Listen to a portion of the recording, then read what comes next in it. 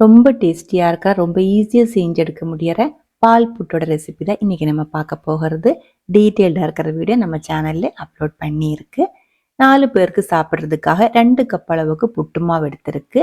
நனைச்சி எடுக்கிறதுக்காக 1,5 கப்லேருந்து 2 கப் வரைக்கும் மீடியம் திக்னஸில் இருக்கிற தேங்காய் பால் எடுத்திருக்கு. 1/2 டீஸ்பூன் அளவுக்கு உப்பு புட்டு மாவுக்குள்ளே போட்டு நல்லா கலந்து விட்டதுக்கு அப்புறம் தேங்காய் பால் இதே மாதிரி கொஞ்சம் கொஞ்சமாக ஊற்றி நல்லா இதே மாதிரி கலந்து விட்டுக்கோங்க. நல்லா ஊறி கிடைக்கிறதுக்கு 1,5 கப்லேருந்து 2 கப் வரைக்கும் தேங்காய் பால் தேவைப்படும். முதல்ல 1,5 கப்பு நல்லா ஊற்றி மிக்ஸ் பண்ணதுக்கு அப்புறம் மூடி வச்சுக்கோங்க.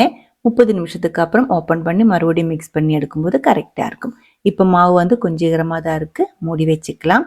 ஊறுறதுக்குள்ளே இதில் சேர்க்கறதுக்காக 2 டேபிள் ஸ்பூன் அளவுக்கு நெய் சூடு பண்ணதுக்கு அப்புறம் 3/4 கப் அளவுக்கு துருவன கேரட் சேர்த்து இதே மாதிரி வதக்கிக்கோங்க. கேரட் கொஞ்சம் ட்ரை ஆனதுக்கு அப்புறம் 3 டேபிள் ஸ்பூன் அளவுக்கு தேங்காய் துருவனது சேர்த்துருக்கு. மறுபடியும் வதக்கி தேங்காயும் கொஞ்சம் ட்ரை ஆனதுக்கு அப்புறம் ஆற விட்டுக்கோங்க. ஆறினதுக்கு அப்புறம் மூடி வச்சிருக்கிற மாவு 1/2 மணி நேரத்துக்கு அப்புறம் ஓப்பன் பண்ணி கையில் ஒரு டைம் நல்லா கலந்து விட்டு சாஃப்டாக எடுத்துக்கோங்க. அதுக்குள்ளே கேரட் மிக்ஸ் சேர்த்து மெதுவாக கலந்து விட்டுக்கோங்க. அமர்த்தக்கூடாது, மாவு நல்லா சாஃப்டாக இருக்குது. மெதுவாக கலந்து விட்டதுக்கு அப்புறம் நம்ம இது புட்டுக்குழலுக்குள்ளே போட்டு ஆவியில் வேக வச்சு எடுத்துக்கலாம். நான் இது சின்ன சின்ன பீஸாக கட் பண்ணுறதுக்காக இடையில தேங்காய் போட்டு தான் ஃபில் பண்ணுறது. உங்களுக்கு எவ்வளோ பீஸ் வேணுமோ அதுக்கு தகுந்த மாதிரி இடையில தேங்காய் போட்டுக்கோங்க. ஒரு பீஸ் போதும் அப்படின்னா கீழே மட்டும் தேங்காய் போட்டுக்கோங்க.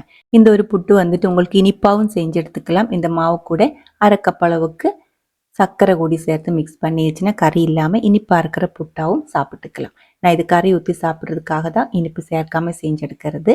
குக்கர் நோபுக்கு மேலே ஃபிக்ஸ் பண்ணுற புட்டுகுழல் தான் எங்கிட்ட இருக்கிறது. இதே மாதிரி மேலே நல்லா ஆவி ஏறி வரும்போதே புட்டு நல்லா வெந்திருக்கும். குத்தி வெளியே எடுத்துருக்கு. நல்லா சாஃப்டாக இருக்கிற டேஸ்டியாக இருக்கிற பால் புட்டு ரெடியாக இருக்குது. சிக்கன் கறி, மட்டன் கறி, கடலைக்கறி, பாசிப்பருப்பு கறி, மீன் கறி, அந்த மாதிரி எந்த கறி ஊற்றி வேணாலும் சாப்பிட்டுக்கலாம். பழம் போட்டும் சாப்பிட்டுக்கலாம். இனிப்பாக வேணா சர்க்கரை போட்டும் சாப்பிட்டுக்கலாம்.